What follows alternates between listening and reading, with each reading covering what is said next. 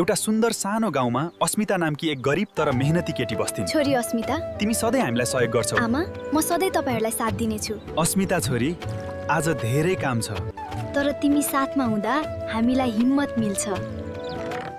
अस्मिता, आज खेतमा धेरै काम छ, छिट्टै जाउँ। हुन्छ आमा, म पनि तपाईलाई सघाउँछु। एक दिन बिहानै अस्मिता खेतमा काम गर्न गइन्। उनी कोदालोले माटो खन्ने क्रममा अचानक एउटा कडा वस्तुमा ठोक्किन्। अरे, यो के चम्किरहेको छ? यस्तो चम्किलो ढुङ्गा मैले कहिल्यै देखेकी छैन। अस्मिताले माटोभित्र एउटा चम्किलो मेहनत गर्ने मानिसलाई भगवानले एक दिन अवश्य फल दिनुहुन्छ। माटोभित्र एउटा बहुमूल्य हीरा लुकेको थियो। बधाई छ, यो त निकै बहुमूल्य हीरा रहेछ।